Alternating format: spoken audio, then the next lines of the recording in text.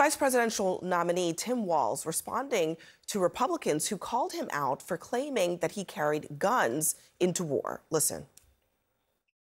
You said that you carried weapons in war, but you have never deployed actually in a war zone. A campaign official said that you misspoke. Did you? Well, first of all, I'm incredibly proud. I've done 24 years of wearing the uniform of this country. Equally proud of my service in a public school classroom, whether it's Congress or the governor. My record speaks for itself, but I think people are coming to get to know me. I speak like they do. I speak candidly. I wear my emotions on my sleeves, and I speak especially passionately about our children being shot in schools and around guns. So I think people know me. They know who I am. They know where my heart is. Did you misspeak, as the campaign has said? Yeah, I said we were talking about, in this case, this was after a school shooting, the ideas of carrying these weapons of war. And my wife, the English teacher, told me my grammar is not always correct. I just want to remind you, here are those 2018 comments that Republicans have been highlighting. Listen. I'll take my kick in the butt for the NRA. I spent 25 years in the Army, and I hunt. And I gave the money back, and I'll tell you what I have been doing. I've been voting for common sense legislation that protects the Second Amendment, but we can do background checks. We can do CDC research. We can make sure we don't have reciprocal carry among states, and we can make sure that those weapons of war that I carried in war is the only place where those weapons are at. And I carried in war is the operative part there. Again, Tim Walz was never in combat, but he did serve in the National Guard for 24 years. Let's bring in Dana Bash again. She's in Savannah, Georgia, where this interview took place. Dana, an important exchange on an issue that has been dogging him since he became the vice presidential nominee. Yes, no question about it. And look, this is such a different process than any campaign goes through to pick the running mate. There usually is a pretty substantial vetting process. I don't know if the Harris campaign, the baby campaign that it was at the time, knew about these comments. My suspicion is no, because I think they used it in some early videos. But it's the kind of thing that you want to kind of be buttoned up about and not take weeks to kind of clean up. It is the first interview that he has done, so it's the first chance he has gotten to try to clean it up, aside from that spokesperson from the campaign that I was talking about. But it's the kind of broader question of who is this guy, and the way that they put him out there at the beginning of when he was picked and also at the convention is kind of who he is. He is a coach, he is a father, and that's definitely the kind of person they would have put out there.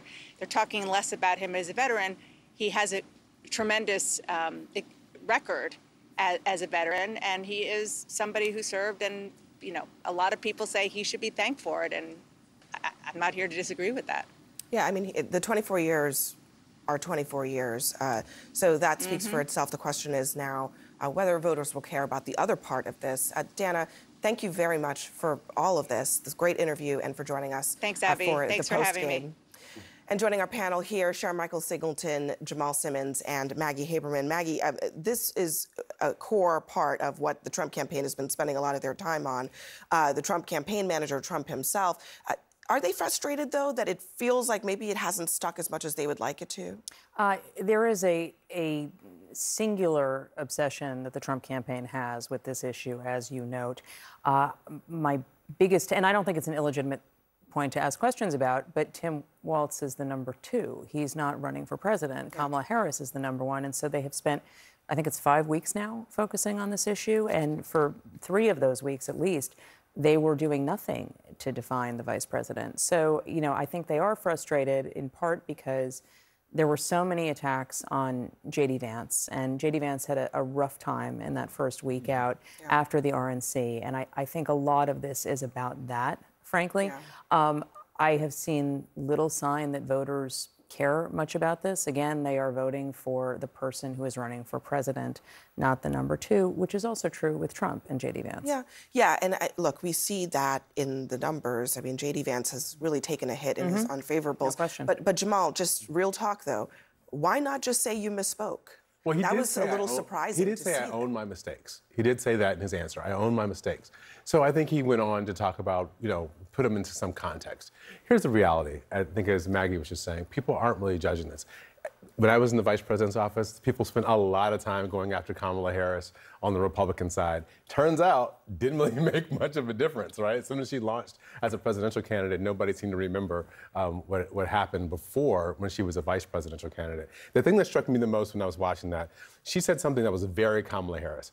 She started talking about the opportunity economy. She started talking about investing in families. And when she did that, she said, so that people can buy car seats, clothes, cribs. It was very specific. This is the way that when she goes out and she campaigns with the American people, she talks to them not just about the big policy, but about the way that they interact with that policy in their own specific lives. Sharmichael, what do you make of I mean, by the way, was at this interview in a way that is not atypical for, a post-convention interview, but what did you make of it? I mean, I don't think it really matters whether or not he was there or not. I know some conservatives have attempted to make a big deal about this. You're right. Most voters don't care about the number 2. They care about the number 1. But I do think there's a possibility for this to become an issue. He could have just said, look, I misspoke. It happens all the time in politics in the heat of the moment. I think most people would understand that, but that's not what he said. He said, my record speaks for itself. Well, does it? We don't know what your record is. Maybe if you're in your home state, people may know, but not the American people. Then he said, well, I wear my emotions on my chest. Well, that showcases some level of instability, not stability. Then he said, well, people know me. Again, no, we don't know you. That's why you're doing this interview. Then he said, well, my wife said my grammar sometimes isn't always correct. I mean, those were terrible answers. And so you're literally making an issue that should really be a non-issue, potentially an issue, by the way he responded, when he simply could have said, look, I misspoke, I apologize, let's move on to something else, and he didn't. As is often the case, the VP nominee is the person at the ticket, has the less experience than the other person, and so you get issues like this that come up.